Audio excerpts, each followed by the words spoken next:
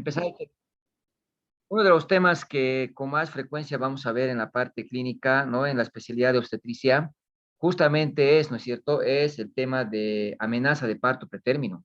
Ya, es un tema que no es difícil, no es un tema complejo, pero es un tema que lo tenemos que llevar, ¿no es cierto? De una manera de que nos permita establecer un diagnóstico y que nos permita direccionar también las conductas. Es un aspecto importantísimo, ¿no? Entonces, vamos a ir empezando, pues, en relación, ¿no es cierto?, a la explicación de cómo establecemos un diagnóstico y cómo, ¿no es cierto?, vamos posteriormente direccionando las conductas, ¿no? La conducta es muy importante. En la amenaza de parto pretérmino es fundamental establecer un diagnóstico adecuado y para eso tenemos que considerar a qué llamamos amenaza de parto pretérmino, aquella paciente que está comprendida, ¿no? Entre las 22 y 36.6 semanas. Ya es una embarazada de 22 a 36.6 semanas, que presenta dinámica uterina, es decir, tiene contracciones, ¿no? Que van aumentando en intensidad, frecuencia, ¿no? Tiene una dinámica uterina, son contracciones regulares, que van a provocar cambios en el cervix. Entonces, básicamente, cuando hablamos, ¿no es cierto?, de la amenaza de parto pretérmino, tenemos que tomar en cuenta estos tres pilares para el diagnóstico. Uno, edad gestacional, que le he mencionado 22 a 36.6. Dos, dinámica uterina. Y tres, modificaciones cervicales. Es decir, si el cuello está dilatado, si el cuello está reblandecido, si el cuello está adelgazado, es un criterio. Si tiene dinámica uterina que vamos a demostrar nosotros clínicamente palpando, o ya sea por el cariotocógrafo mediante un registro, ya tenemos un segundo criterio. Y el tercer criterio va justamente a la edad gestacional. 30% de las pacientes embarazadas tienen un episodio de amenaza de parto pretérmino, lo que nos demuestra que es altamente, ¿no?, frecuente, es una patología frecuente, pero solo un 5 o 9% llega a terminar en este evento, ¿no? Si bien parece bajo, 5% a 9%, sin embargo, ¿no es cierto?, por la repercusión que conlleva el nacimiento de un embarazo a una edad temprana, tiene mucha relevancia, ¿ya? Tiene mucha repercusión a corto y a largo plazo, y es lo que me interesa, que le demos la importancia del pretérmino en relación en estos aspectos. En obstetricia manejamos de 22 a 36.6 semanas como embarazo pretérmino. Ya no dividimos el embarazo como inmaduro. Antiguamente se mencionaba que el embarazo, ¿no?, de 22 hasta 27 semanas se lo llamaba inmaduro.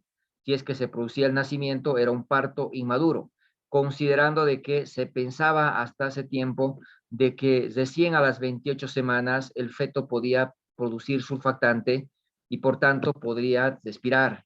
Entonces, eso ya ha cambiado.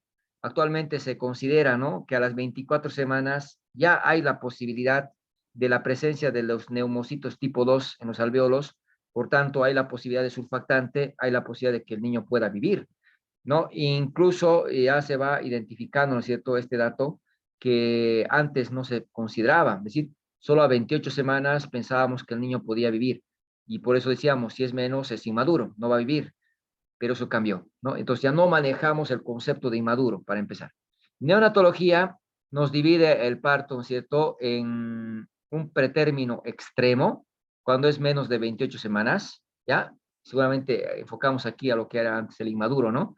El pretérmino severo, que va a extenderse, ¿no?, desde las 28 semanas hasta antes de las 32, porque cuando cumpla 32 hasta las 36 semanas hablamos de un pretérmino moderado. Considerando, ¿cierto?, esta edad, es que neonatología lo va subdividiendo, pretérmino extremo, severo y moderado. Para obstetricia, repito, como prematuro, como pretérmino, de 22 a 36.6 semanas.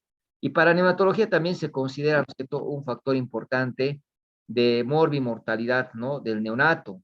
Es decir, el 70% de las muertes en el neonato justamente se debe a la inmadurez del feto, ¿no?, por un nacimiento antes de tiempo. Se constituye entre las 5 principales causas de muerte. Entonces, es importante evitar, prevenir, ¿no es cierto?, y evitar este evento para, ¿no es cierto?, no tener las repercusiones en morbilidad ni en mortalidad. Pero siempre hablamos de complicaciones. ¿Y de qué complicaciones estaríamos refiriéndonos? Cuando hablamos de complicaciones, no se olviden, hay complicaciones a corto plazo, complicaciones inmediatas. Estas son, ¿no es cierto? Estas son las que vamos a tener, ¿no es cierto?, con mayor frecuencia en el ámbito hospitalario. Nace el niño, ¿no es cierto?, llorando, para nosotros no hay problema. No, no es así.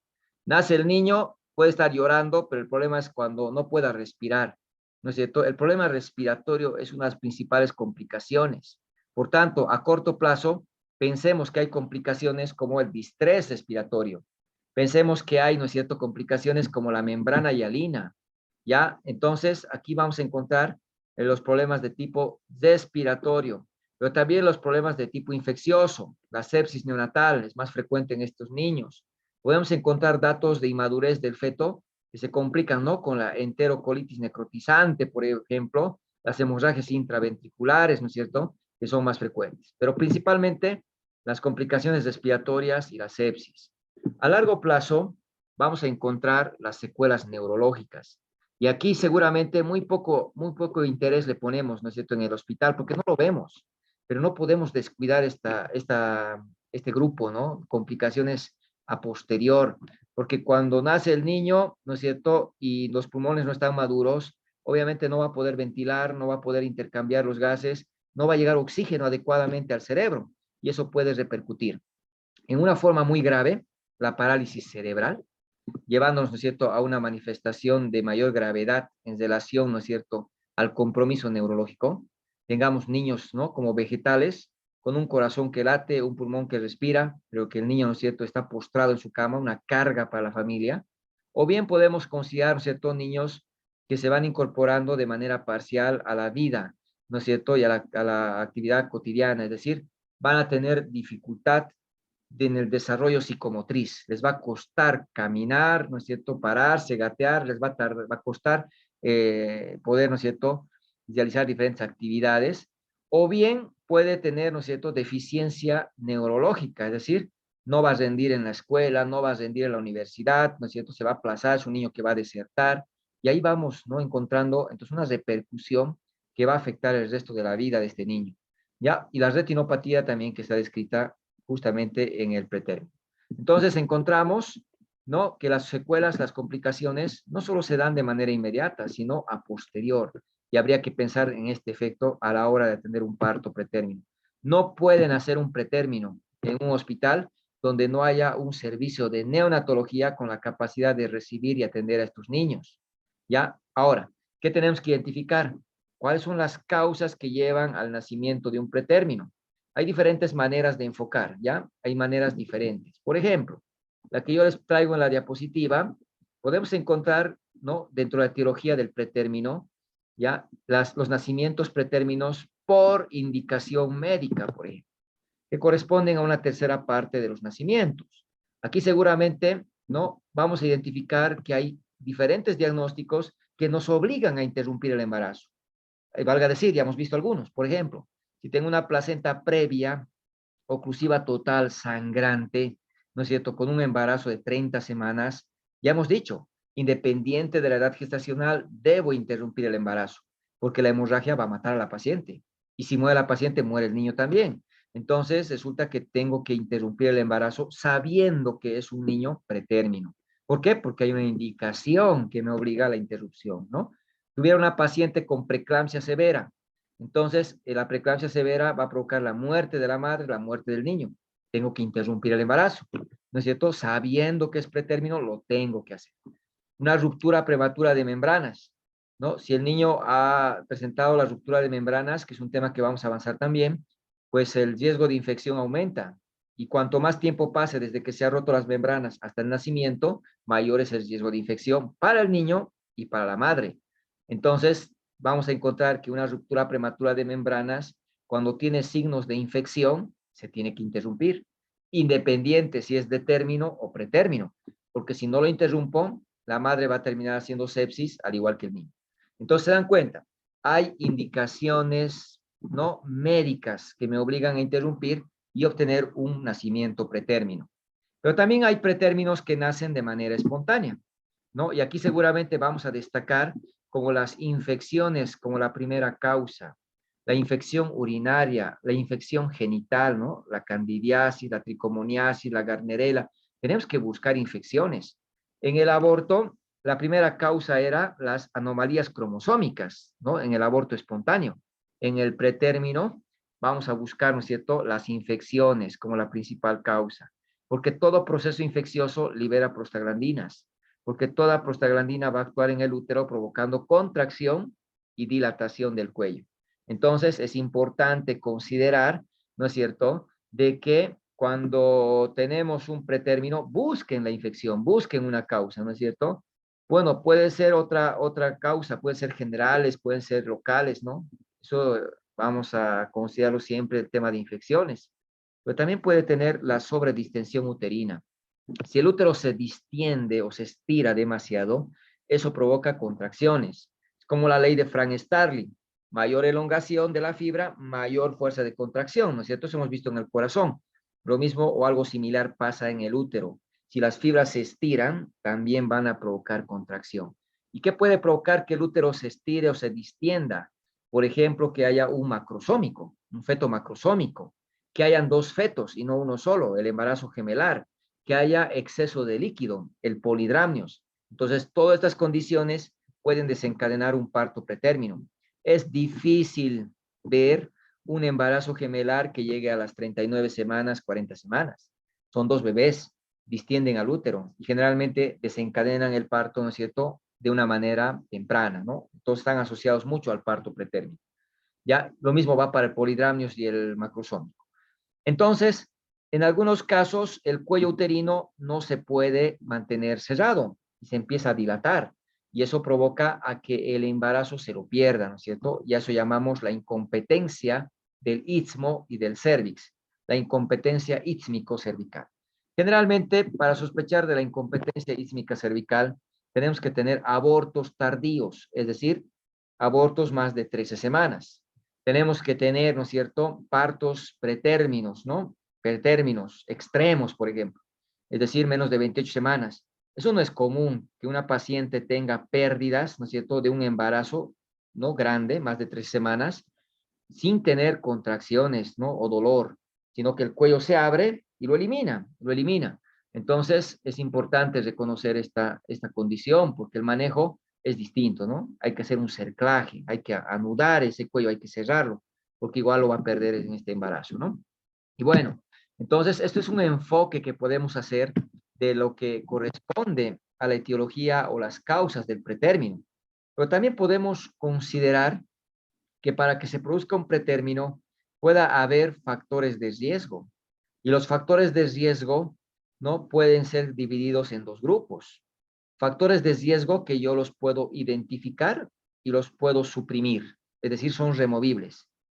Hay factores de riesgo que los podemos identificar, pero no los podemos suprimir, no los podemos, ¿no es cierto?, anular. Es decir, no se puede ya hacer nada con esos factores, ya están presentes. Entonces, hay dos grupos importantes. Entre los factores de riesgo removibles, que esto lo van a aprender, ¿no es cierto?, están pues las infecciones. Porque si esta paciente está con infección urinaria, sea alta o baja, ¿no?, va a liberar prostaglandinas y va a provocar contracciones. Pero si yo le doy tratamiento a la ITU, ya no va a haber liberación de prostaglandinas, ya no va a haber contracciones, no va a haber parto pretérmino. Por tanto, si yo la reconozco, la puedo remover, la puedo suprimir, ¿no? Y esta es la función en el control prenatal. Buscamos infecciones, pedimos el TORCH, pedimos, ¿no es cierto?, sífilis, pedimos Chagas, pedimos una serie de estudios que me ayudan a reconocer enfermedades para ver cuáles las puedo tratar y cuáles no. Y la infección urinaria siempre la buscamos en el examen general de orina, ¿no es cierto? Pero sobre todo nos enfocamos en las pacientes que tienen síntomas y eso está mal. Hay que buscar la infección urinaria de manera activa, incluso si la paciente no tiene infección o si no tiene síntomas, ¿ya? Porque ahí tenemos un cuadro, la bacteriuria asintomática. Pacientes que no tienen síntomas, pero que están desarrollando un proceso infeccioso, que la paciente no va a reconocer síntomas y por tanto no le encontramos, no diagnosticamos, no damos tratamiento.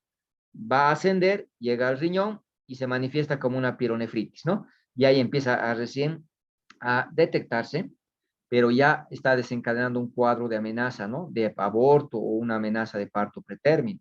Entonces hay que buscar la infección urinaria. Lo ideal sería pedir cultivos, ¿no es cierto? en el primer trimestre, en el segundo y en el tercer trimestre. Eso sería lo ideal, de manera de buscar la bacteriuria asintomática.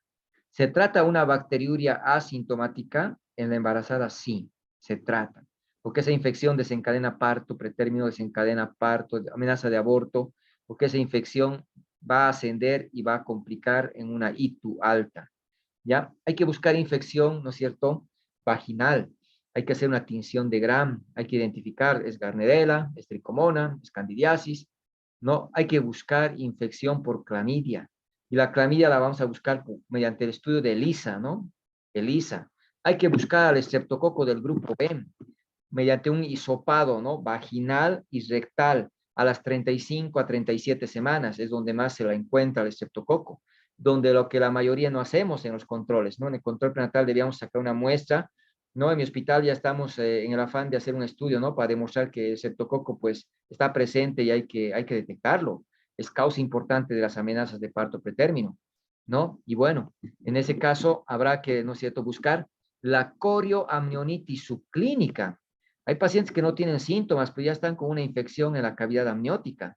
Y lo ideal sería hacer una punción, una amniocentesis, llevar al cultivo y ver, ¿no es cierto?, si hay una infección en el líquido amniótico. Eso ya en el tercer nivel ya están haciendo las amniocentesis, ¿no? En el Ferman Urquidi. Entonces, tendremos que hacer, ¿no es cierto?, ese estudio a las amenazas de parto pretérmino y detectar qué gérmenes están creciendo y poder dar el tratamiento también correspondiente, ¿no? Entonces, estos son los factores que yo puedo reconocer y tratarlos, ¿no? Si la paciente está con un esfuerzo físico o un estrés psicosocial que le va a condicionar al pretérmino, pues hay que tratar, ¿no es cierto?, de que la paciente suprima estos factores. Si tiene la incompetencia ísmico-cervical, ya perdió 3 bebés, pues va a perder este bebé si no hago algo. Tengo que hacer un cerclaje, les decía, hay que poner nudo en el cervix, amasarlo, anudarlo, y evitamos de esta manera la pérdida. Lo estoy suprimiendo. Si tiene polidramnios, se puede hacer una punción con amniocentesis, ¿no? Y drenar, ¿no? Un amniodrenaje. Y drenar, que no esté muy distendido el abdomen, que no tenga mucho líquido, ¿no? No realizar cesáreas programadas sin estar seguros de la edad del embarazo.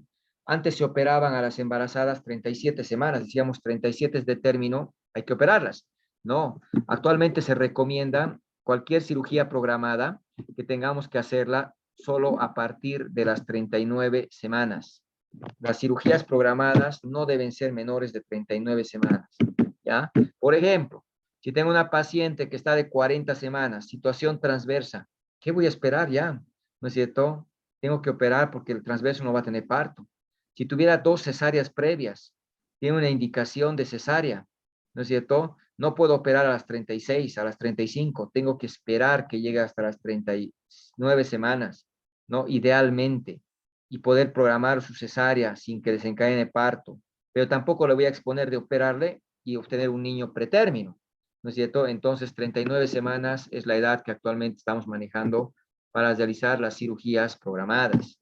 Y bueno, en este caso, todo esto se puede suprimir, se puede, ¿no es cierto?, quitar. Hay una gran cantidad de microorganismos, como pueden ver aquí en esta tablita, detectados en la cavidad amniótica cuando se hizo la amniocentesis y el cultivo en los cuadros de amenaza de parto pretérmino. Y aquí seguramente nos sorprenden algunos gérmenes que pensábamos, ¿no es cierto?, que no son frecuentes, pero que sí lo son. El ureaplasma urealítico es uno de los gérmenes que se observan con bastante frecuencia. El estreptococo del grupo B que les había mencionado, también lo podemos encontrar, ¿no es cierto?, entre los principales gérmenes asociados al parto pretérmino, ¿no? Entonces, hay una gran cantidad de gérmenes que podemos encontrar en el cultivo del líquido amniótico, pero hay que, ¿no es cierto?, hacer esa búsqueda activa, ¿no es cierto?, de buscar una causa. Todo proceso infeccioso ya va a provocar, ¿no?, liberación de prostaglandinas. Va a provocar liberación de prostaglandinas. Y las prostaglandinas van a desencadenar, ¿no es cierto?, contracción uterina. Entonces, si mi paciente tiene un absceso dentario, mientras tenga el absceso dentario, la paciente va a seguir con contracciones. Si tiene una uña encarnada infectada, mientras tenga esa uña encarnada infectada, va a seguir con contracciones. Una vez que pase el efecto del tocolítico, va a seguir con contracciones. Por tanto, es importante, ¿no es cierto?, suprimir la causa, ¿ya? La causa. Y bueno, hay factores de riesgo que son no removibles, no removibles. Es decir, los voy a detectar, pero ya no puedo hacer nada, ya están ahí presentes. Porque si la paciente se embarazó a los 17, 16 años, por ejemplo, o 14 años, ¿ya qué podemos hacer? ¿No es cierto? Es adolescente. Eso no lo vamos a cambiar de ninguna manera. Si la paciente se embarazó a los 36, 37 años, no podemos cambiar ese factor de riesgo. Los extremos de la vida vamos a ir viendo que están asociados a morbilidad, ¿no? Menores de edad, como también mayores de 35 años, tienen riesgo, ¿no? Pero esos factores ya no los puedo cambiar. Ya llegó embarazada. Nos llegó la embarazada de 38 años, por ejemplo. ¿Qué vamos a hacer? Ya tiene 38 años. Tiene riesgo su niño de tener Down. Es un riesgo. Tienes riesgo de tener placenta previa. Tienes riesgo de parto pretérmino. Tienes riesgo de preeclampsia. Sí, tienes riesgos por su edad, pero ya no lo puedo hacer nada. ¿Qué tengo que hacer? Monitorizar, hacer un acompañamiento. Eso es, no lo puedo remover, pero tengo que acompañar, tengo que hacer un seguimiento, ¿no? Si la paciente tiene ruptura de membranas, ya les dije, ya no se puede hacer nada. Están rotas las membranas. Ahora tengo que monitorizar que no esté haciendo infección, porque si está haciendo infección, tengo que interrumpir el embarazo. Entonces hay que dar antibióticos cuando pasan 6 horas. Eso vamos a ir viendo en el capítulo. Tengo que hacer, tomar conductas, pero ya no puedo eliminar ese factor de riesgo, ¿no es cierto? Ya no es removible. Se embarazó, tiene 2 bebés, es gemelos, eso ya no puedo evitarlo. Ya son 2 gemelos, pero sí puedo tratar, ¿no es cierto?, de evitar complicaciones, hacer estudios, acompañar a la embarazada más estrictamente y evitar que se complique la gestación. Si tuviera miomas, ¿no? Los miomas son tumores benignos del útero, va a condicionar al pretérmino. Esto ya no lo voy a operar para sacar, ¿no es cierto? Le aumenta un riesgo al bebé, ¿no? Si la paciente de la mamá fuera, ¿no es cierto?, pobre, entonces mal podría yo solucionar el problema, ¿no?, social de que vive nuestra población, la pobreza. Entonces es algo que yo no lo puedo remover, no depende de mí, ¿no es cierto? Y bueno, el estado de desnutrición, tal vez podemos mejorar en algo la nutrición, pero no se puede ya, ¿no es cierto?, suprimir ese factor de riesgo que ya está ahí presente. Y bueno, todo eso me obliga a pensar que hay factores de riesgo que sí los puedo suprimir en el control prenatal y hay otros que los tengo que monitorizar. Y bueno, ¿qué me interesa? Puedo predecir un parto pretérmino, es decir, anticiparme, ¿no? De poder pensar de que una embarazada que está viniendo a mi consultorio pueda terminar teniendo su bebé antes de tiempo, sí. Hay ya marcadores clínicos, bioquímicos y ecográficos. En nuestro medio, lo que más utilizamos son los marcadores ecográficos, lo que no quiere decir que no existan los clínicos, porque esto es clínica, esto es valorando al paciente, ¿cierto? ¿Y cuáles son los marcadores clínicos o los criterios clínicos de predicción? Vamos a tomar en cuenta, por ejemplo, el antecedente de un parto pretérmino anterior, ya de forma espontánea, no porque lo operaron, sino porque tuvo el parto pretérmino desencadenado de manera espontánea. Es un alto factor de riesgo. La paciente que ha tenido un parto pretérmino en su anterior bebé tiene alta probabilidad de que se vuelva a repetir. Es un factor de riesgo altísimo para que se produzca un parto pretérmino, ¿ya? El hecho de que la paciente tenga, ¿no es cierto?, una condicionante, por ejemplo, que sea un embarazo múltiple, que tenga el cerclaje, ¿no es cierto?, que le hayan puesto el cerclaje, son factores de riesgo, ¿no es cierto?, que los vamos a asociar en la evaluación clínica. Pero cuando hacemos el tacto, vamos a evaluar ese cuello y en base de ese cuello podemos anticiparnos si el parto se va a producir o no. Y ahí tenemos, ¿no es cierto?, el Bishop. El Bishop es un score que lo vamos a ir viendo, lo vamos a ir aprendiendo, que me permite valorar, ¿no es cierto?, la madurez del cuello, ¿ya? La madurez del cuello. Porque si tiene un puntaje mayor o igual a 5, tiene alta posibilidad de que el parto se desencadene, ¿ya? ¿Y dónde sale el puntaje? Lo vamos a ver, como les decía más adelante, considerando que el Bishop valora al cuello uterino, su dilatación, su borramiento, su consistencia, su posición, la altura de la presentación, son esos parámetros que evaluamos y damos puntaje. Le vamos sumando y en base a esos puntos, si tenemos 5 o más de 5, quiere decir que el cuello está maduro y tiene riesgo de un parto pretérmino. ¿ya? Entonces, el Bishop mayor o igual a 5 es un factor o es un criterio clínico, ¿no? Para el parto pretérmino. Y bueno, aquí seguramente vamos a considerar que hay criterios, ¿no? De alto riesgo, ¿no? Como también de bajo riesgo, ¿no? Y hablamos de alto riesgo, sobre todo aquellas pacientes que tienen, ¿no? Una dinámica uterina y cuando tiene uno o más de estos criterios que estamos mencionando, ¿ya? Pues si hay una paciente con contracciones uterinas y tiene uno o más de los criterios que están aquí arriba, esta paciente tiene alto riesgo de parto pretérmino en base a los marcadores clínicos, ¿no es cierto?, que estoy tomando en cuenta. Pero cuando no tiene ninguno de estos, su riesgo es bajo, ¿no? No puedo decir que no tienes riesgos, solo que tienes riesgo bajo. Esto es lo clínico, que no es tan objetivo, ¿no es cierto?, a la hora de evaluar, pero que nos permite, porque el Bishop es muy subjetivo, pero nos permite estimar, ¿no?, el riesgo de parto pretérmino.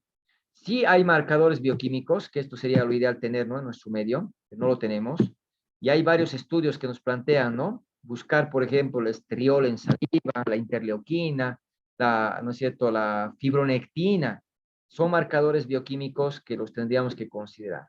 De estos quiero que aprendan a la fibronectina, porque la fibronectina es la que ha mostrado mejor evidencia como predictor bioquímico de parto pretérmino.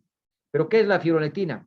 Es una glicoproteína que, como podemos ver, está, ¿no es cierto?, en la interfase entre las membranas y la decidua.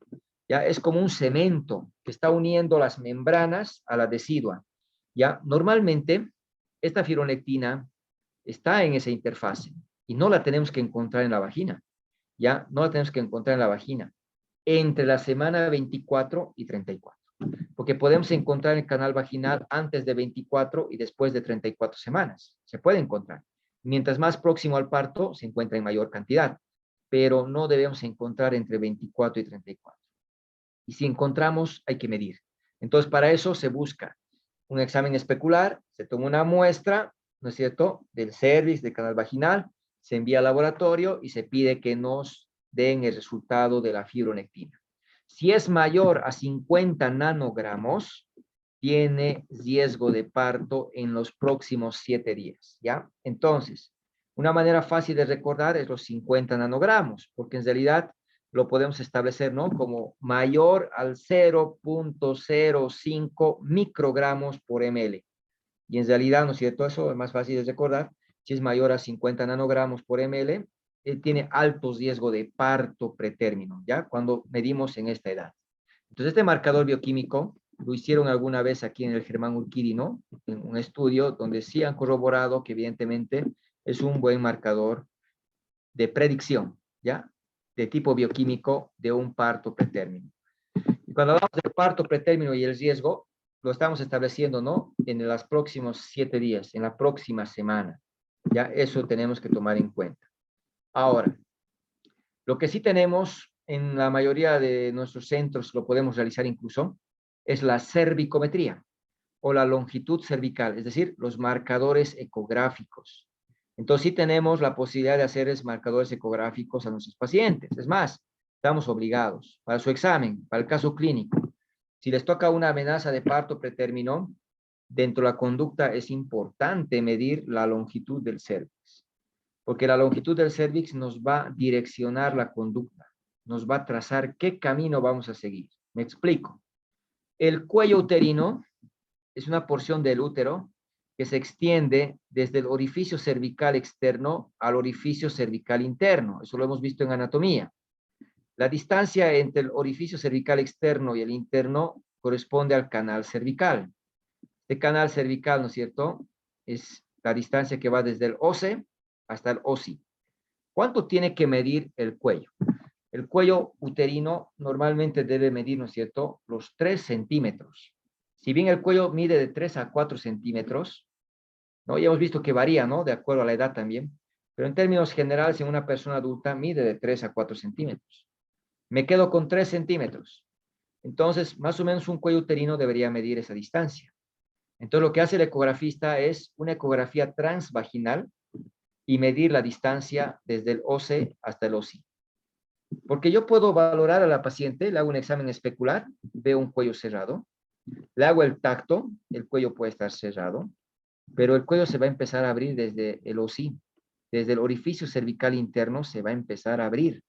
Como pueden observar aquí en esta imagen, el cuello uterino se está abriendo, ¿ya? Y se está abriendo de tal manera, ¿no? De tal manera que esto está abierto, todo esto se ha dilatado y el cuello ha quedado reducido a esta distancia.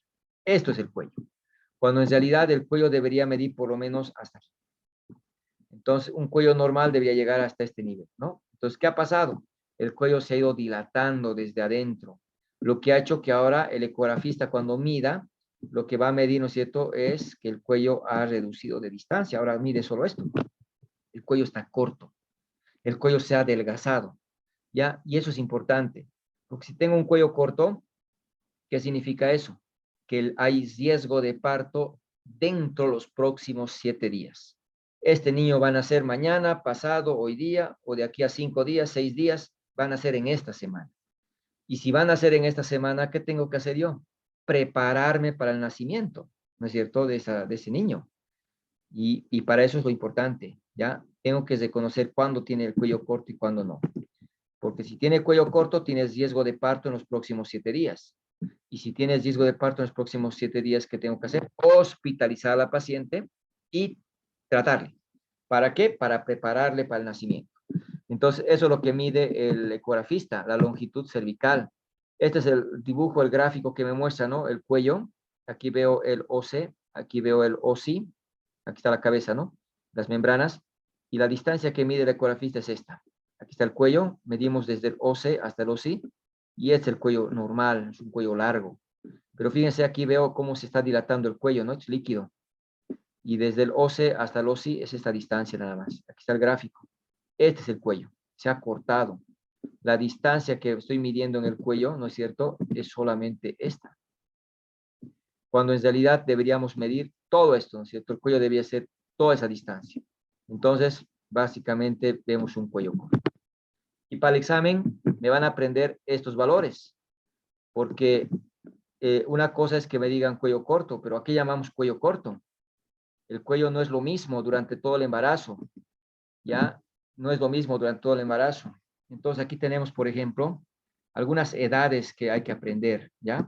Por ejemplo, si yo me aprendo el 28, ¿no? Y me aprendo el 32, ¿ya? 32, por ejemplo. Son dos valores que te puede ayudar a recordar, 28 a 32. ¿Por qué? Porque estos números te van a ayudar mucho en recordar varios parámetros. Es más, 24, 28, 32 son números que se repiten. Tengo una madre RH negativa, el padre es RH positivo, le tengo que hacer pruebas de CUMS indirectas, o vamos a avanzar. ¿A qué edad le voy a hacer los CUMS indirectos? 24, 28, 32 semanas. ¿A qué edad le vamos a sacar la ecografía para ver la ubicación de la placenta y la madurez de la placenta? 28 a 32 semanas. Entonces, 24, 28, 32 se repite mucho. ¿Ya? ¿Por qué aquí lo estoy recordando? Porque si la paciente tiene menos de 28 semanas, o sea, hasta 27.6 semanas, ¿no? El cuello normalmente debería medir 25 milímetros, ¿ya? O sea, 2.5 centímetros. El cuello lo mínimo que debería medir es 25 milímetros. Si mide menos de 25 milímetros, es cuello corto. Es cuello corto. O sea, si tengo un embarazo de 26 semanas y el cuello mide 23, es cuello corto. ¿Ya? Ahora, si el cuello mide en un embarazo desde las 28 semanas hasta antes de las 32, o sea, hasta 31.6, ¿no es cierto? El cuello debería medir 20 milímetros. ¿Ya? Lo mínimo que tendría que medir es 20 milímetros. Si mide menos de 20 milímetros, es cuello corto. Por ejemplo, si una embarazada de 30 semanas tuviera una longitud cervical de, no es cierto, 19 milímetros, es cuello corto. ¿Qué significa eso? Que la paciente tiene riesgo de parto en los próximos 7 días. ¿Ya? Y si tiene más de 32 semanas la embarazada, ¿no? Si tiene 32 semanas o más, el cuello debería medir mínimo 15 milímetros. Y si es menos de 15, es cuello corto. Entonces, se dan cuenta, los valores son distintos.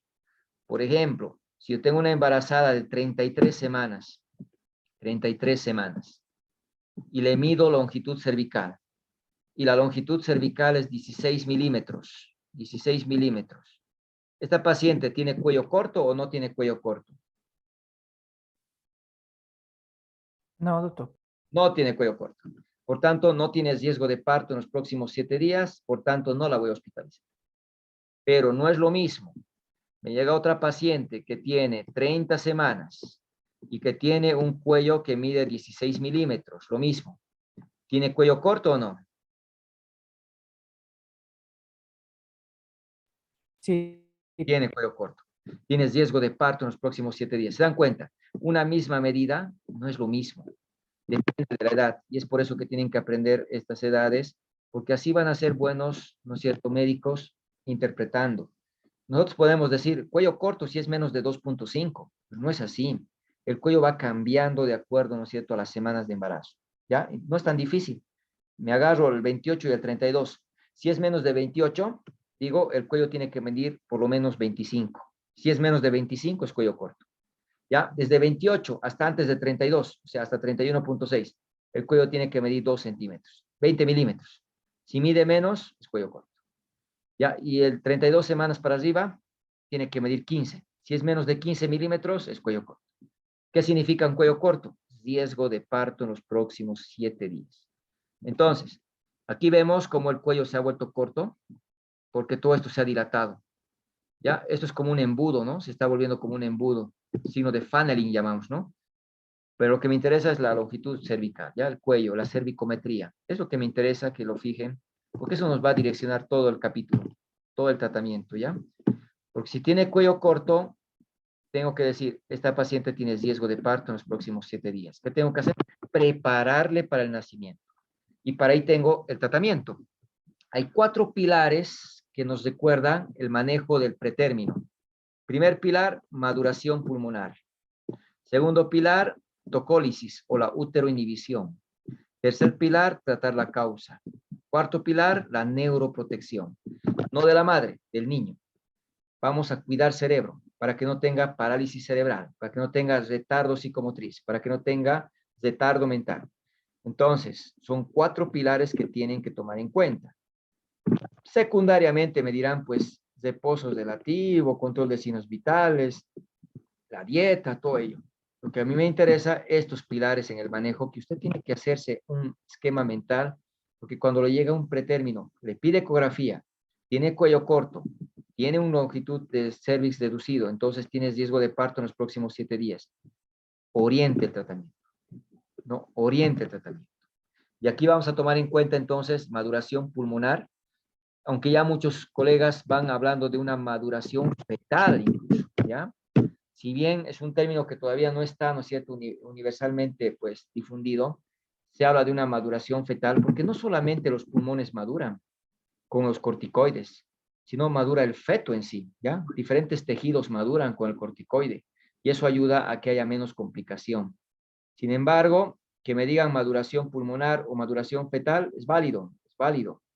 Y aquí vamos a entonces empezar. ¿Cómo vamos a proceder?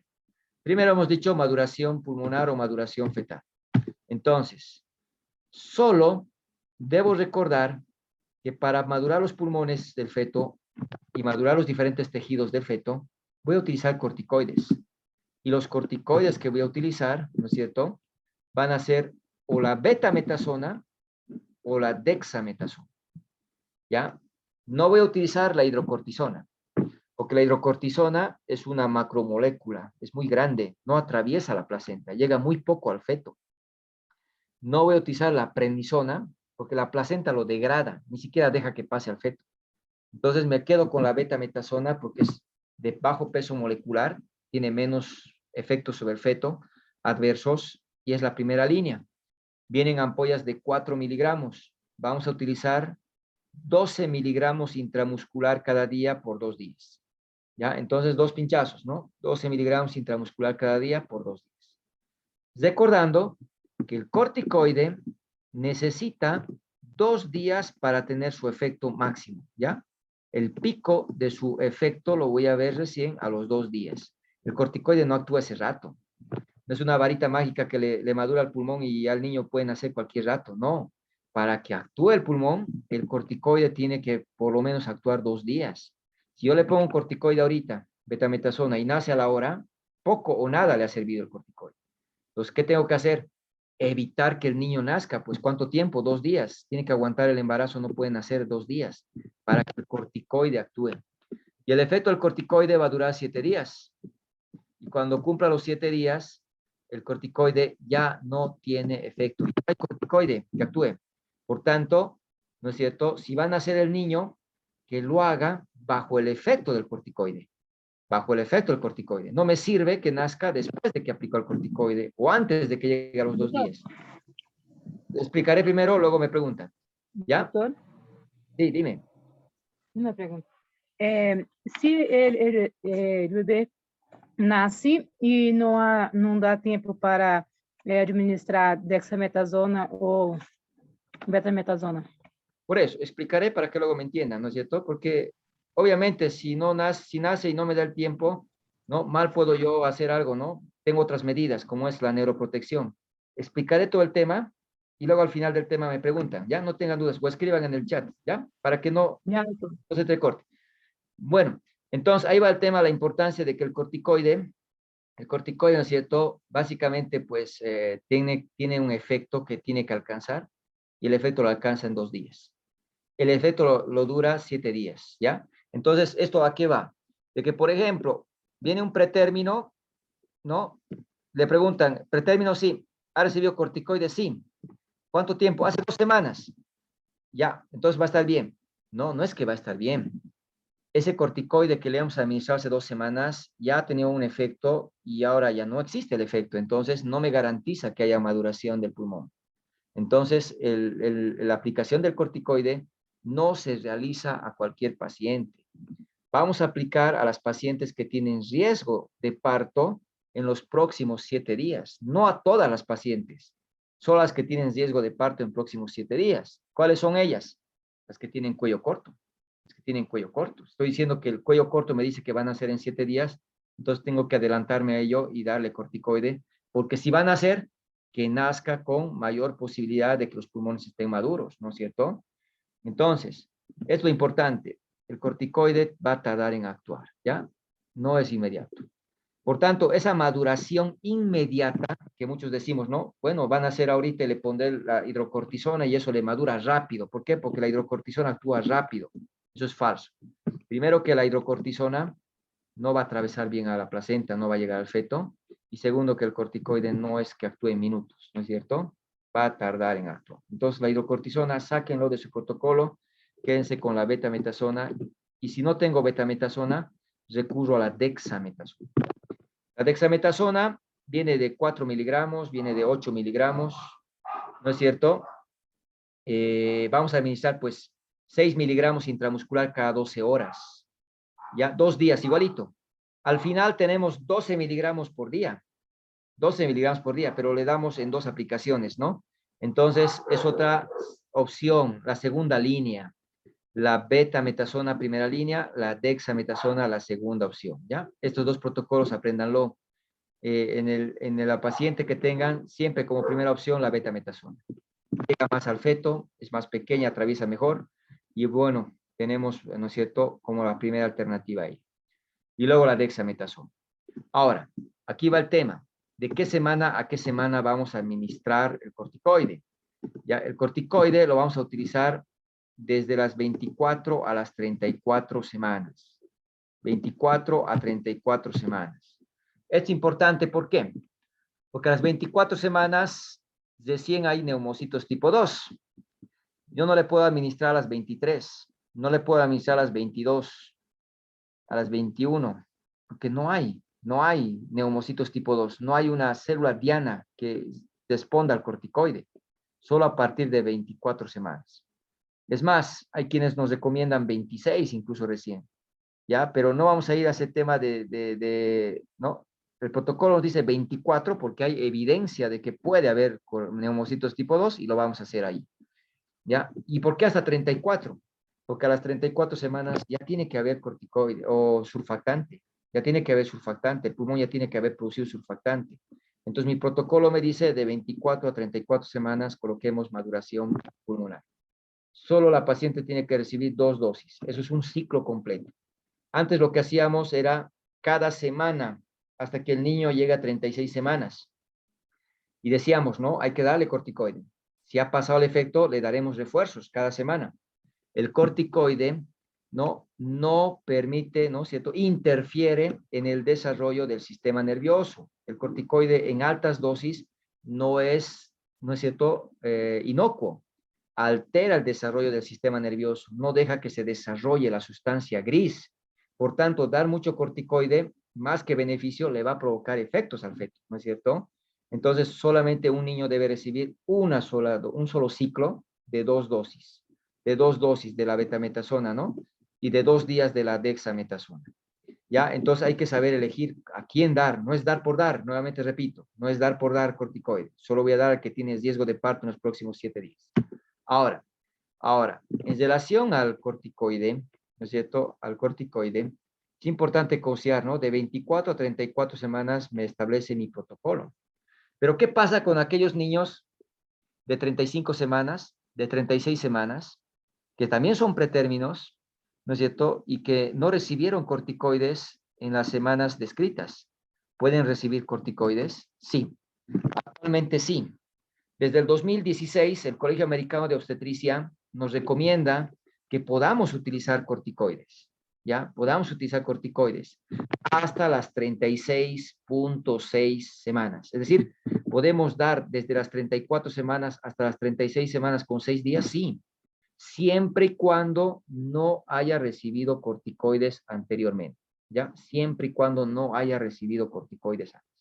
Si ha recibido corticoides antes, no le voy a administrar.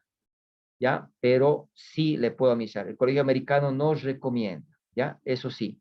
Actualmente estamos administrando ya, ¿no? Desde el 2016 hasta las 36.6 semanas. Y bueno, hay estudios, lo que su compañera estaba preguntando, pues, ¿no? Les explicaré luego, me preguntan o anoten en el chat, ¿ya? Hay estudios que nos plantean y nos dicen, ¿no? Riesgo-beneficio. Riesgo-beneficio.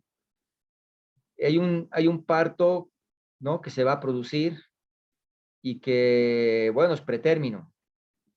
Y sabemos que el corticoide actúa en 2 días de manera óptima, pero el niño probablemente nazca en las próximas horas. ¿Le pongo o no le pongo el corticoide? ¿No? Entonces sabemos que el corticoide no va a actuar de manera plena, de manera ideal, pero entre el riesgo-beneficio, ¿no? Sí le administramos el corticoide, porque en algo le va a ayudar, no como quisiéramos. Lo más seguro es que el niño tenga problemas respiratorios, se interne y todo ello, ¿no? Pero en algo le va a ayudar, ¿no? No va a tener un efecto pleno, pero hay que administrarle la dosis del corticoide, ¿no es cierto? Aún sabiendo que, ¿no es cierto? El efecto ideal recién lo va a ver en 2 días. Pero si el parto ya viene, ¿no es cierto? Está con 5, está con 6, eso no va a aguantar 2 días. El niño va a nacer en horas. Entonces, entre administrar corticoide le puedes administrar, pero el beneficio no es el ideal, no es el que esperas, pero es algo. La mejor medida, más que administrar corticoide, ¿no? Porque hay que administrarle, es administrarle sulfato de magnesio. Eso vamos a hablar ahorita, o al final diremos. Eso sí le va a ayudar, eso tiene que ser, ¿no es cierto?, lo ideal, administrar el magnesio, porque ahí le estás cuidando el cerebro, ¿ya? Y ese parto que se va a producir entre las siguientes horas, sí se va a beneficiar del sulfato de magnesio más que el corticoide. Entonces eso vamos a ir un poquito aclarando para que después, ¿no es cierto?, si existen las dudas, las podamos seguir resolviendo. Entonces, si tiene un parto que van a hacer en estas próximas horas, ¿se la puede administrar corticoides? Se puede administrar. ¿Es lo ideal? No es lo ideal, pero en algo le va a servir, en algo le va a ayudar, ¿no es cierto? Y hay estudios que respaldan que sí se puede administrar. Ahora, como el corticoide necesita 2 días para actuar, entonces tengo que hacer todo lo posible para que el niño no nazca en 2 días. Y ahí está de la mano que junto al corticoide vamos a utilizar la tocólisis. La tocólisis, ¿ya? Ahora es importante considerar un aspecto, que cuando usamos el corticoide no solamente se ha visto que el niño tiene menos distrés respiratorio membrana hialina, se ha visto que tiene menos enterocolitis, ¿no? Enterocolitis, menos hemorragias intraventriculares, tiene menos complicaciones el niño. ¿ya? De la inmadurez. Y es por eso que se ha visto que el corticoide madura diferentes tejidos, no solamente madura el pulmón. Y eso ayuda a que el niño tenga menos complicaciones y menos secuelas. Por eso es que hay autores que hablan de maduración fetal, ¿ya? Dicen, no, eso ayuda a madurar al feto. Pues que en realidad contribuye a la maduración de los diferentes tejidos y hace que haya menos complicaciones, ¿no? Que digan maduración pulmonar, maduración fetal, es válido. Y bueno, vamos a ayudar al corticoide con tocolíticos. Los tocolíticos se utilizan a diestra y siniestra. Estamos en el hospital, viene una paciente con dolores, internación, tocolíticos. A todas les damos tocolíticos. Y en realidad existen 3 indicaciones para el uso de tocolíticos. La primera, pacientes que tienen riesgo o pacientes que están recibiendo maduración pulmonar. Pacientes que están recibiendo corticoides para la maduración pulmonar necesitan tocolíticos. ¿Por qué? Porque tengo que evitar el parto por lo menos 2 días para que actúe el corticoide. Primera indicación. Paciente que recibe corticoides para la maduración pulmonar. Segunda indicación. Está muy relacionada. Paciente que tiene riesgo de parto pretérmino en los próximos 7 días. ¿Cuáles son estas pacientes? Las que tienen cuello corto. Pues una paciente que tiene cuello corto tiene que recibir tocolíticos, ¿ya? Para justamente ayudar a que actúe el corticoide, madure en los pulmones, madure el feto y haya menos complicaciones. Otro, para el traslado de la paciente de un centro a otro donde tenga la sala de neonatología, ¿ya? Tenga el servicio de neonatología. El pretérmino no puede nacer en un primer nivel. El pretérmino no puede nacer en un segundo nivel si no hay un neonatólogo, si no hay una sala de neonatología. Necesita cuidados especiales, ¿ya? Entonces, si no hay en un segundo nivel neonato, hay que referir al tercer nivel. ¿Sí? Tiene que ir donde haya neonatología. Y la mejor incubadora es el útero. Por tanto, para el obstetra no hay mucho problema. No cambia mucho la atención del parto. Para mí no es mucho problema el atender un parto de un pretérmino o operar un pretérmino. El problema es para el pediatra una vez que nace el niño. Entonces, el problema radica de la inmadurez de este niño. Entonces, no puede nacer en un segundo nivel y hay que referirlo de manera conjunta, pero hay que referirlo. Y ahí, ¿qué pasa si el niño, no es cierto, nace en el camino? Hay hospitales que están, ¿no es cierto?, a 4 horas de distancia del hospital de referencia o de 2 horas y media o 3 horas. Y llega un niño con 6 de dilatación, con 7. Entonces, ese niño puede nacer en el camino, ¿no? Entonces, para evitar que nazca en el camino, vamos a administrar tocolíticos para permitir el traslado, la llegada al hospital de referencia. Y estas son las 3 indicaciones, entonces, que están demostradas que debe utilizarse los tocolíticos. ¿Ya? La mayoría reciben tocolíticos, ¿no? Las pacientes se internan, le dan tocolíticos, le dan su maduración pulmonar, al día siguiente se siente bien, se quiere ir. Se va, de aquí a unas 3 semanas vuelve otra vez con dolores, otra vez le internan, otra vez tocolíticos. No, no se puede hacer eso. Se tiene que internar solo a las pacientes que realmente requieran. ¿Cuáles son esas? Las que tienen cuello corto. Las que tienen cuello corto, porque necesitan maduración pulmonar. Y si vamos a administrar maduración pulmonar, necesitan tocolíticos. ¿Y qué tocolíticos vamos a utilizar? Aquí tienen que aprender 2 para su profesión y para su vida, ¿no? O su rotación de internado, por lo menos. La indometacina y el nifedipino. ¿Ya? La indometacina y el nifedipino. Entonces, el útero tiene diferentes receptores. Y entre ellos están, por ejemplo, los receptores beta 2, los receptores de oxitocina, los receptores de prostaglandina, ¿no es cierto? Por tanto, hay que recordar eso, que necesito actuar sobre esos receptores. La actina y la miosina se mueven gracias a la presencia de calcio, ¿no es cierto? Por tanto, necesita calcio para que haya contracción en el útero, en el músculo liso. Y eso me tiene que ayudar a reconocer que hay diferentes fármacos para que yo pueda utilizar, para suprimir la contracción o ayudar a que haya contracción. En este caso, en el pretérmino, suprimir la contracción. ¿Y cómo vamos a suprimir la contracción? Lo vamos a hacer, por ejemplo, mediante la administración, ¿no es cierto?, de la indometacina. ¿Qué es la indometacina? Es un AINE, ¿no? Es un antiinflamatorio no esteroideo, ¿no? Va a inhibir la acción de las prostaglandinas, por tanto va a suprimir contracciones de esta manera. Ya vienen supositorios de 100 miligramos que hay que aplicar vía rectal cada día por 3 días. Ya, este es el esquema, 100 miligramos vía rectal cada día por 3 días. Igual que en la amenaza de aborto, ¿no es cierto? Con la salvedad de que no puedo utilizar más de 32 semanas. O sea, hasta 32 semanas puedo utilizar. En el pretérmino tengo una limitación entonces, porque si administro después de las 32 semanas, me va a provocar cierre precoz del conducto arterioso, hipertensión pulmonar, hemorragias intraventriculares, enterocolitis necrotizante, oligohidramnios. Entonces, tiene muchos efectos secundarios cuando aplicamos después de este tiempo.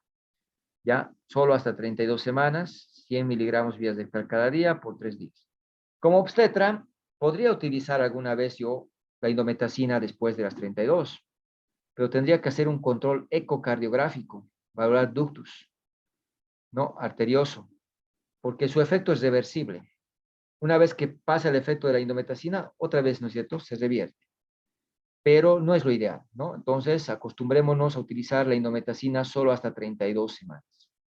Podría utilizar vía oral, porque también viene la indometacina en comprimidos, ¿no?, de 25 miligramos. Tendría que dar, ¿no?, vía oral cada 6 horas. Nuestro protocolo no maneja vía oral. La vía es rectal porque las mucosas absorben más rápido, ¿no es cierto? Y la comodidad posológica una sola vez.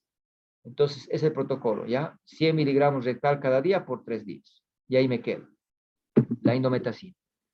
¿Puedo utilizar en las amenazas de aborto? Sí. ¿Puedo utilizar en las amenazas de parto pretérmino? Sí. Otro fármaco que les dije que tienen que aprender es el nifedipino. ¿Qué es el nifedipino? Bloqueador de canal de calcio. La célula muscular lisa necesita de la entrada del calcio desde el espacio extracelular, ¿no?, hacia el citosol, o bien la salida del calcio del retículo sarcoplásmico, ¿no?, hacia el citoplasma de la célula. Entonces, si bloqueamos las compuertas, ¿no?, los canales de calcio de la membrana celular, no entra el calcio dentro de la célula y no hay contracción. O sea, el nifedipino es una muy buena alternativa para que no haya contracciones. Vienen comprimidos de 10 miligramos y de 20 miligramos. Antes venían unas perlas, ¿ya?, que se ponían las gotas debajo de la lengua y que bajaba la presión de golpe, ¿no? Actualmente vienen comprimidos, ¿ya? Entonces, no hay que tener miedo al nifedipino. Vamos a utilizar nifedipino por vía oral, ¿ya? Dosis de ataque o dosis inicial. 20 miligramos vía oral, dosis respuesta. Es decir, si con un comprimido deja de haber contracciones, no le administro más. Pero si sigue con contracciones, le puedo repetir otra dosis a los 20 minutos. Y a los 20 minutos, otra dosis. Y otra dosis. Máximo 80 miligramos, o sea, 4 veces. Máximo. Es difícil que el útero no responda al nifedipino. Ya les he dicho, si no hay calcio, no hay contracción. Entonces, fisiológicamente, considerando, no puede haber útero que se resista al nifedipino. No va a haber contracciones. En la práctica, vemos que con un comprimido o con dos, ya no hay contracciones. Y si no hay contracciones con el segundo comprimido, ya no le sigo dando. Le paso a la dosis de mantenimiento. Y el mantenimiento, las NACs me dicen 20 miligramos vía oral cada 8 horas. Ya, 20 miligramos vía oral cada 8 horas. Entonces le paso al mantenimiento. ¿Cuánto tiempo tendría que recibir el tocolítico? Por lo menos 2 días. Necesito 2 días nada más. ¿Para qué? Para que actúe el corticoide. ¿No es cierto? Para que actúe el corticoide. Esa es la finalidad, nada más, que actúe el corticoide y que permita que madure, ¿no es cierto?, el feto y pueda adaptarse mejor, ¿no? Entonces, eso es lo ideal. En la práctica vemos que les dan, ¿no?, una semana, se va a la casa con sus nifedipinos. En realidad, pues el nifedipino y el corticoide solo tiene que administrarse cuando hay pacientes con cuello corto. Y bueno, entonces, uno de los efectos que hay que pensar, ¿no es cierto?, es que pueda provocar la hipotensión, pero que por esta vía, con esta dosis, es raro, ¿no? Entonces, no hay mucho problema en administrarla. Y les decía, esos dos tienen que dominar. ¿Por qué? Porque en el hospital, eso manejamos en Bolivia, o nifedipino o indometacina. El nifedipino lo puedo utilizar a partir de las 24 semanas. Entonces a partir de las 24 semanas ya puedo utilizar nifedipino. Lo que me hace que puedo utilizar hasta las 36 semanas, ¿no? No hay problema. Si tengo un embarazo hasta 24 semanas, menos de 24, indometacina. Si tengo un embarazo de 24 hasta 32 semanas, ahí tengo nifedipino y tengo indometacina. Los dos puedo utilizar cualquiera de los dos. Si es de 33 semanas, ya no utilizo la indometacina, utilizo el nifedipino. Entonces, ahí entra el criterio médico, ¿no? Nifedipino ya puedes utilizar a partir de 24 semanas. Indometacina hasta 32. Lo que la mayoría hace es hasta 32 la indometacina y después de las 32 el nifedipino y ahí no te haces problema. Nuevamente repito, ¿no? Ahí entra el criterio de cuál quieres utilizar. Los dos son buenos. Estoy en otro país, ¿no? Tengo más alternativas. En Bolivia no tenemos el atosiban. Y el atosiban es un antagonista de la oxitocina, ¿ya? Entonces se va a unir a receptores de oxitocina, ¿no es cierto? Y va a bloquear el efecto de la oxitocina suprimiendo las contracciones. No tenemos en Bolivia su medicamento caro, que no lo disponemos, y que bueno, simplemente hay que conocer su efecto, ¿no? Que es un antagonista de la oxitocina. Hay una dosis de ataque, ¿no? Que se administra en bomba de infusión, ¿no es cierto? En bomba de infusión. Vamos a administrar, ¿no? A 6.75 miligramos, es la dosis de ataque, y la dosis de mantenimiento, las primeras 3 horas lo hacemos, ¿no? A 300 microgramos por minuto. Nuevamente repito, el manejo es con bomba de infusión, es un centro, ¿no? Que pueda contar con este fármaco, en Bolivia no lo tenemos, y bueno, después de las 3 horas mantenemos a 100 microgramos, ¿no? Por minuto, las 48 horas que corresponden para evitar que nazca el niño y que actúe el corticoide, ¿no? Entonces, es una muy buena alternativa, el uso del atosiban, pero que no lo tenemos. Y por tanto, solamente es referencia. Los beta-miméticos, fármacos que actúan sobre el receptor beta 2. Ya aquí tenemos la ritodrina, salbutamol, penoterol, terbutalina. En Bolivia utilizamos por mucho tiempo la ritodrina, la hemos utilizado bastante. Ya, su principio activo es la beta, ¿no? La beta-fenil, etilamina. Ya, este principio activo tiene la característica de unirse a receptores beta y bloquear. Ya, entonces, aquí vamos a considerar que estos fármacos actúan tanto sobre receptores beta 1 como beta 2. El beta 2 nos va a ayudar a relajar músculo liso. Y el músculo liso no solamente hay en el útero, me va a relajar arterias, me va a relajar bronquios, me va a relajar el útero. Ya, entonces, lo podemos utilizar, ¿no? Como tocolítico no es mala opción, muy buena opción, es primera línea incluso. Pero, ojo, relaja el útero porque actúa sobre el beta 2. Relaja bronquios, pues utilizamos también, ¿no? El salbutamol, ¿no es cierto? El fenoterol, por ejemplo, en cuadros de asma. Vasodilatación provoca. Y la vasodilatación puede llevarte a hipotensión. Hay que controlar mucho que la presión arterial no baje mucho, que no baje la diastólica a menos de 50. Porque si la diastólica baja a menos de 50, hay menos sangre que llega a la placenta, menos sangre al feto. Entonces hay que tener mucho cuidado con esa presión, que no baje mucho. ¿Ya? Y al igual que el beta 1 va a acelerar la conversión del glucógeno en glucosa. Entonces va a favorecer la glucogenólisis. El glucógeno se degrada en glucosa. Por tanto, hay que tener cuidado en pacientes diabéticos, ¿no? En pacientes diabéticos. Vamos a tener cuidado porque también actúa sobre beta 1. Y beta 1 es corazón. Inotrópico, cronotrópico, vagnotrópico positivo. ¿No? Inotrópico va a aumentar la fuerza de contracción, ¿no? Cronotrópico aumenta la frecuencia cardíaca, acelera el corazón. No tiene que acelerar más de 120 latidos por minuto, porque si acelera a la madre, también acelera al feto, y eso le va a repercutir en su bienestar. Entonces, ¿no? Vagnotrópico ayuda en la velocidad de conducción, ¿no? Entonces, acelera el corazón. Mucho cuidado con pacientes cardiópatas que pueden estar, ¿no es cierto?, compensadas y las vamos a descompensar con este fármaco. Ya, al igual que el beta 2, acelera la conversión del glucógeno en glucosa, ¿no? La glucogenólisis a nivel hepático y a nivel muscular, por tanto, mucho cuidado con diabéticos. Favorece la lipólisis. Pacientes con dislipidemias también, va a aumentar los ácidos grasos libres, ¿no? Relaja el músculo liso a nivel del intestino y bueno.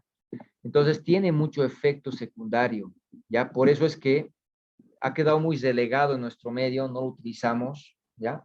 Nuestras opciones son el nifedipino y la indometacina, pero bueno, se puede utilizar, ¿no es cierto?, los betamiméticos. Actúan rápido, su efecto ya se observa a los 5 a 20 minutos, ¿ya? Por ejemplo, lo que manejábamos era en 500 ml de una solución cristaloide, 500 ml, se le diluía una ampolla de ritodrina de 50 miligramos, 50 miligramos, y se empezaba el goteo con 10 gotas por minuto, ¿ya? Entonces era 0.05, ¿no? Miligramos por minuto, 10 gotas por minuto. A la media hora, si seguían las contracciones, aumentábamos, ¿no es cierto?, el doble. Y bueno, generalmente con eso ya serían las contracciones, pero podía provocar la taquicardia materna o la hipotensión, ¿no? Entonces, tiene mucho efecto secundario, ya no se lo utiliza, ¿no? Ha pasado un tanto a un segundo plano, aunque las referencias nos dicen que es primera línea, ¿no? Es muy buena opción. Los tocolíticos, los betamiméticos, tienen una acción por vía parenteral, ¿ya? Son muy buenas opciones por vía endovenosa. Por vía oral no se ha demostrado efecto, son placebo. Entonces no se ha demostrado que tengan efecto por vía oral. Y eso hace que ya no se la utilice, ¿no? Ya no se la utilice. Hay protocolos que me hablan del salbutamol, de la terbutalina, del fenoterol, ¿no es cierto? Pero en nuestro medio no estamos acostumbrados al uso de los betamiméticos por los efectos secundarios que son bastantes.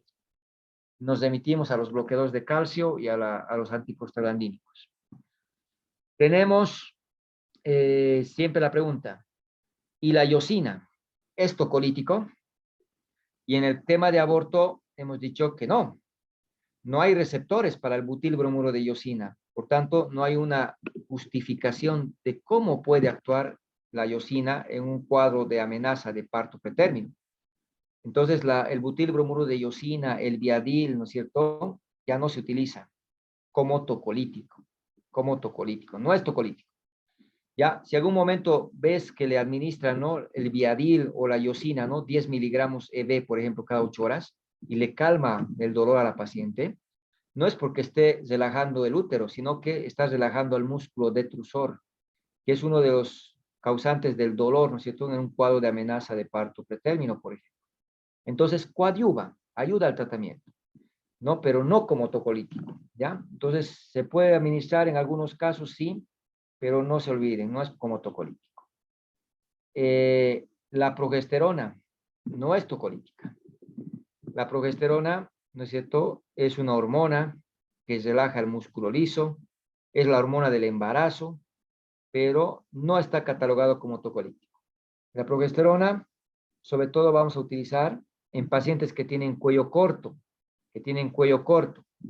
No me va a ayudar a que no haya contracciones. Lo que me va a ayudar es a que el cuello que era corto se alargue, estabiliza el cuello. Si tengo una paciente con cuello corto, le voy a administrar progesterona. Vía oral o vía vaginal, 200 miligramos. Ya vienen unas cápsulas blandas que la puedo utilizar por vía vaginal o por vía oral. 200 miligramos, ya viene de 200, viene de 400, ¿no? En nuestro medio tenemos el Divax, el Progendo, una cápsula blanda, vía vaginal, día, o vía oral, día. Eso hay que administrar para que el cuello se alargue. ¿A quiénes? A las pacientes que tienen cuello corto. Entonces, ¿a quiénes se administra progesterona? Pacientes con cuello corto. Pacientes con antecedente de un parto pretérmino anterior, porque ellas tienen alta posibilidad de que nazca su niño antes de tiempo. ¿Ya? Sí o sí hay que pensar en esto. En pacientes con embarazo gemelar, es decir, ¿no?, a las 22, 24 semanas ya hay que administrar progesterona al gemelar. No 200, sino 400, ¿ya? Vía vaginal o vía oral tiene que administrarse, porque tiene alto riesgo de parto pretérmino a esta paciente. Entonces, ¿a quiénes administramos progesterona? Cuello corto, pacientes con antecedente de un parto pretérmino anterior, a pacientes que están cursando un embarazo gemelar. Ellas reciben la progesterona. No tenemos que dar a todas. Se ha puesto de moda, llega una paciente con amenaza de parto pretérmino, le damos progesterona y no es así. Hay que dar, ¿no?, cuando hay una indicación. Es como la amenaza de aborto. No vamos a dar a todas las amenazas de aborto. vamos a administrar a las que sospechemos insuficiencia del cuerpo lúteo, solo hasta las 12 semanas, ¿no es cierto? Porque es el tiempo en que puede haber la insuficiencia del cuerpo lúteo. Lo mismo pasa con la progesterona en el pretérmino. Henry-Gauer, si alguien te pregunta qué es el Henry-Gauer, es una técnica que ya no se utiliza, ya es una técnica que ya no se utiliza. ¿En qué consiste? En sobrehidratar a la paciente. Le administramos una carga de solución cristaloide, puede ser fisiológico, puede ser rígido, ¿no? 500 a chorro, ¿ya? Le estamos administrando una carga de 500, ¿no? Le estamos sobrecargando volumen. El exceso de líquido, el cuerpo lo elimina. ¿De qué manera? Orinando. Entonces, la paciente va a orinar. Y para orinar, tengo que bloquear, ¿no es cierto?, la liberación ¿de quién? De la hormona antidiurética. Si nos acordamos un poco, en el hipotálamo, en el núcleo supraóptico y en el núcleo paraventricular, se almacena, o no, perdón, se produce, no se almacena, se produce la oxitocina y la vasopresina, o hormona antidiurética. Y se almacenan las dos aquí, en la neurohipófisis, para que sean liberadas de la neurohipófisis. Por tanto, la oxitocina y la vasopresina se almacenan en la neurohipófisis, pero son producidas allá en el hipotálamo. Y son muy igualitas las dos, son nonapéptidos, tienen 9 aminoácidos y solo difieren en 2 aminoácidos. Por tanto, la oxitocina en altas dosis retiene líquido, es antidiurético. Y la vasopresina en alta concentración tiene efecto de oxitocina. Favorece a la contracción en el útero, favorece, ¿no es cierto?, a la contracción en la mama. Entonces, son muy parecidas. Al darle el exceso de volumen con el Henry-Gauer, lo que se hacía era que la paciente orine. Y para orinar tenía que bloquear la ADH. Al bloquear la ADH, bloqueaba también la oxitocina y suprimía las contracciones. Sin embargo, si es una cardiópata que está, ¿no es cierto?, ahí compensada, necesitamos esa carga hídrica, la podemos descompensar, ¿no? Entonces, ya ha quedado un tanto en el olvido, no se utiliza de rutina, ya no se utiliza en los protocolos, pero está descrito, ¿no?, como una técnica de tocólisis. Es como también, si analizamos el alcohol, también es tocolítico, pero el alcohol tendría que estar en niveles de toxicidad, la paciente tendría que estar emborrachada, ¿no? Y entonces no aplica, ¿no?, utilizar alcohol como tocolítico. Sin embargo, se ve, ¿no?, cuando hay fiestas, cuando hay actividad en una población, pues hay menos cuadros de amenaza, ¿no?, por el efecto tocolítico del alcohol. Y eso queda también, ¿no es cierto?, que en algunas situaciones se describía que el médico, al no tener ningún tocolítico, recurría al alcohol, ¿no? Actualmente ya eso ha quedado atrás, ¿no es cierto? Sin embargo, queda como historia, ¿no? Pero sí está catalogado el alcohol también como un tocolítico. Bueno, segundo pilar, ahí termina, ¿no? Tercer pilar del tratamiento, tratar la causa. Y tratar la causa consiste en buscar, ¿no?, si hay infección. Buscar, ¿no es cierto?, si hay una infección urinaria, si hay una infección genital, y para eso hay que pedir, ¿no?, un hemograma, un general de orina, hay que pedir tinción de Gram, un urocultivo, cultivo de flujo vaginal, hay que buscar un hisopado vaginal, un hisopado rectal, ¿no es cierto?, a nivel del ano, ¿no?, para buscar el estreptococo del grupo B, hay que buscar clamidia mediante el ELISA, hay que buscar, ¿no es cierto?, entonces, infección, ¿ya? Infección, y tratarla. Entonces se planteaba, si la infección es una causa importante, ¿le podemos dar amoxicilina o ampicilina de rutina a los pretérminos para tratar una infección que podamos no estar detectando? No, se tiene que buscar la infección. Porque si la causa es la tricomoniasis, no se va a curar con la ampicilina o amoxicilina, necesita metronidazol, ¿no es cierto? Y es así que tenemos que considerar, ¿no es cierto?, de que hay que buscar la causa. Y aquí está descrito, deberíamos hacer, ¿no?, amniocentesa a los pretérminos. No lo hacemos. Uno, es un procedimiento invasivo, no está exento de riesgos. Sin embargo, el tercer nivel ya está realizado, ¿no? Funciones, enviar, ¿no es cierto?, al estudio del líquido amniótico y poder detectar las corioamnionitis subclínicas, causa importante de los pretérminos. Causa importante de los pretérminos, ¿ya? Entonces, hay que buscar la causa y tratarla. Si es una incompetencia ísmico-cervical, cerclaje, ¿no? Hay que hacer puntos en el cuello, anudar y se cierra el cuello. El cuarto pilar la neuroprotección. La neuroprotección. ¿Ya? Y aquí vamos a utilizar sulfato de magnesio. Simplemente aquí me quedo, dosis de ataque, 4 gramos, ¿ya? 4 gramos como dosis de ataque. Mantenimiento, 1 gramo por hora de mantenimiento, hasta que nazca el niño, hasta que nazca el niño.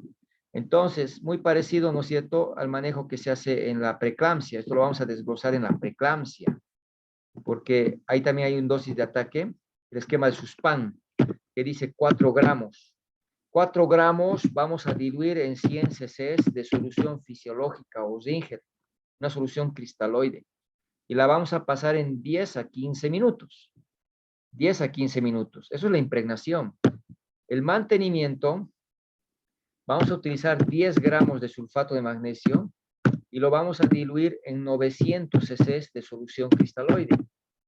¿Ya? Cada ampolla del magnesio tiene 10 cc. Si voy a utilizar 10 gramos, estaría utilizando 100 cc, ¿no es cierto? Y es por eso que el frasco de 1000 hay que vaciar 100 cc. Hay que vaciarlo para que las 10 ampollas ingresen, ¿no? Los 100 cc va a ser del magnesio ahora. Una vez que le ponga el sulfato de magnesio, otra vez tengo los 1000 cc. Voy a calcular el goteo para que la paciente reciba a razón de 1 gramo por hora. Si 1000 cc tiene 10 gramos, ¿no? ¿Cuántos cc tendría que administrar en 1 hora? Sabiendo que la paciente va a recibir la dosis de 1 gramo por hora. Esto es la impregnación, este es el mantenimiento. La impregnación la paso en 10 a 15 minutos. El mantenimiento, 10 ampollas de sulfato de magnesio, o sea, 10 gramos, lo diluyo en 900 cc de solución fisiológica, por ejemplo, y le voy a pasar de tal manera que entre, ¿no?, 1 gramo por hora. ¿Cuántos cc tendría que entrar por hora en esta paciente?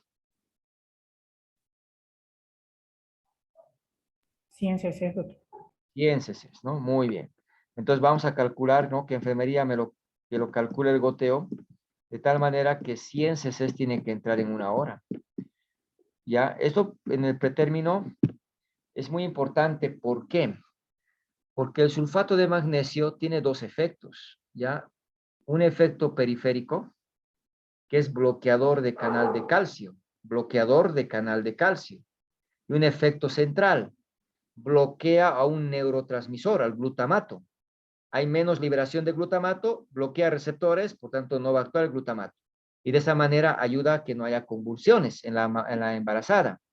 En la embarazada, evita la eclampsia, ¿no? Y me baja la presión, no, la presión no me la baja. No es un antihipertensivo el sulfato de magnesio. Ya, el sulfato de magnesio es un anticonvulsivante para la paciente embarazada, solo para la embarazada. Eso en la eclampsia vamos a ver, eso en preeclampsia vamos a desglosar, ¿ya? En detalle. Lo que aquí me interesa es que el magnesio estoy administrando no para proteger el cerebro de la mamá, sino para el niño, para el niño. Por tanto, le voy a administrar a la paciente con trabajo de parto, no a la paciente con amenaza de parto. Entonces, aquí encuentro 2 cuadros. ¿Qué es la amenaza de parto pretérmino y qué es el trabajo de parto pretérmino? Hay que recordar que el trabajo de parto se considera que está en la fase activa cuando tiene 4 centímetros de dilatación. Si está con 1 centímetro, si está con 2, si está con 3, es amenaza de parto. Pero si está con 4 centímetros, ya es trabajo de parto. Ya no voy a evitar el parto, eso van a hacer en las próximas horas, ¿no? Entonces, 1, si el borramiento es mayor del 80%, corresponde al trabajo de parto. Si es menos del 80%, la amenaza. Pero lo que define en realidad es esto, la dilatación. ¿Y por qué estoy mencionando esto? Porque el sulfato de magnesio solo voy a administrar a las pacientes que están en trabajo de parto, a las que tienen riesgo de parto en las próximas 12 horas. A ellas se va a beneficiar. Porque la paciente, ¿no es cierto?, que recibe el sulfato de magnesio y el niño nace, ¿no es cierto?, impregnado con el magnesio, se ha visto que favorece a la dilatación de sus vasos cerebrales, por tanto le llega más oxígeno al feto. Y eso ayuda a que no tenga la parálisis cerebral. Eso ayuda a que el feto no tenga, ¿no es cierto?, secuelas neurológicas. Entonces, ¿a quién voy a administrar sulfato de magnesio? A la paciente con trabajo de parto pretérmino, sea que tenga 4 centímetros de dilatación o más. A la paciente que tiene riesgo de parto en las próximas 12 horas, o sea, la que tiene 4 de dilatación o más. No a la amenaza, a la que está con 1, a la que está con 2, no voy a administrar sulfato de magnesio, porque no se beneficia. Esa amenaza puede estar días. El trabajo de parto tiene que nacer con el magnesio para que el niño no tenga parálisis cerebral. Ahora, ¿de qué semana a qué semana? Solo si está de 24 a 32 semanas. Más de 32 semanas no se ha visto beneficio, menos de 24 tampoco. No confundir con la maduración pulmonar, 24 a 34. Para la neuroprotección, recuerden, 24 hasta 32 semanas. Hay artículos que nos dicen incluso 24 a 31.6, que sería lo ideal. Entonces, si yo les pregunto, ¿no? ¿De qué semana a qué semana? 24 a 31.6. Y si me ponen 24 a 32, también es válido, ¿ya? Porque son los dos parámetros que utilizamos para administrar. Una vez que nace el niño, ya no tiene sentido el sulfato de magnesio, se cierra el bote y se le retira. En la preeclampsia, todavía se le mantiene 24 horas después de que ha nacido el niño, porque lo que queremos en la preeclampsia es que la mamá no convulsione. Y la convulsión se puede dar los primeros 2 días después del nacimiento también. Entonces, muy diferente. En la preeclampsia severa, el magnesio sirve para evitar que la mujer no convulsione. Y le voy a mantener 24 horas después de que nace el niño. En el pretérmino, lo voy a utilizar para que el niño no tenga secuelas neurológicas, no tenga parálisis cerebral. Protege al cerebro del niño. Y le voy a retirar una vez que nace el niño. No necesito mantenerle más tiempo. ¿Ya? Entonces, eso es muy importante en relación, ¿cierto?, al sulfato de magnesio en la neuroprotección. Y para finalizar, vamos a tomar en cuenta que cuando la paciente ya está en trabajo de parto, entonces tiene que recibir sulfato de magnesio. Eso le va a ayudar para que el niño nazca, ¿no es cierto?, mejor y tenga menos secuelas a posterior. ¿Le podemos administrar el corticoide? Ya les he dicho que sí. ¿No va a actuar de manera ideal? Bueno, pero le va a ayudar. ¿No es cierto? Le va a ayudar. Entonces, si tengo un parto pretérmino, le colocaré el corticoide, le colocaré el sulfato de magnesio, llega a sala de dilatantes, le voy a colocar en decúbito lateral izquierdo para que no comprima la vena cava, oxigene mejor el feto. No le voy a romper membranas porque las membranas protegen la cabeza es frágil, quiero evitar hemorragias cerebrales, entonces las membranas no la voy a romper y la voy a pasar a sala de partos con 7 de dilatación. No voy a esperar que llegue a 10 porque es pequeño, van a ser rápido. ¿No es cierto? ¿Qué tengo que hacer en el expulsivo? Episiotomía. La episiotomía no tiene que hacerse en los partos. Sí, en el pretérmino hay que hacer para que salga más rápido el feto, para que tenga menos riesgo de daño neurológico, menos compresión, menos trauma. ¿Ya? Entonces hay que hacer episiotomía. No hay que romper membranas, que las membranas se rompan solas al salir el feto. No utilizar forceps, no utilizar ventosa, porque el cráneo es frágil. Y con eso, ¿no?, se atiende al pretérmino, ¿no? Entonces, es importante el poder, ¿no es cierto?, orientar el manejo de un cuadro de amenaza de parto pretérmino y lo que corresponde a un cuadro de trabajo de parto pretérmino. No sé si tienen alguna duda para contestarles. No, doctor. No, doctor. Oh, claro. Entonces, tu compañera no me decía, ¿se puede administrar? ¿Qué hacemos con el niño que va a nacer? Ah, ese niño está en trabajo de parto pretérmino. Si no ha recibido corticoides antes, le puedo administrar, sabiendo de que no va a actuar de manera ideal. Pero más importante, sulfato de magnesio. Ya, eso es lo más importante que no puedo olvidar. Y la voy a referir. Si estoy en un centro de salud, la voy a referir. El sulfato de magnesio es una droga peligrosa, peligrosa. Puede matar a la paciente. En la dosis que hemos indicado, no tiene riesgo, o el riesgo es bajo, pero hay que monitorizar. Eso vamos a ver en preeclampsia. Yo tengo que controlar que la paciente tenga reflejos, porque si no hay reflejo rotuliano, quiere decir que se está intoxicando con el magnesio. Y tengo que suspender el magnesio y administrar un antídoto, que es, ¿no es cierto?, el gluconato de calcio. Eso vamos a ver en preeclampsia. El magnesio no hay que tenerle miedo, pero hay que saberlo manejar, porque puede provocar hasta paro cardíaco en la paciente, ¿ya? Eso vamos a, nuevamente insisto, repasar, tratarlo en preeclampsia. Me quedo con la neuroprotección, en este caso para el niño. Y bueno, si no hay preguntas, ninguna consulta, nada. ¿Todo claro? Sí, doctor. Muy bien. Entonces vamos a quedar aquí. Les voy a pedir siempre cuando tengan sus dudas, sus consultas, escriban. Y después de la clase no tengan miedo de hablar, ¿no es cierto? Para que podamos aclarar sus dudas. Es importante que no se queden con dudas, ¿ya?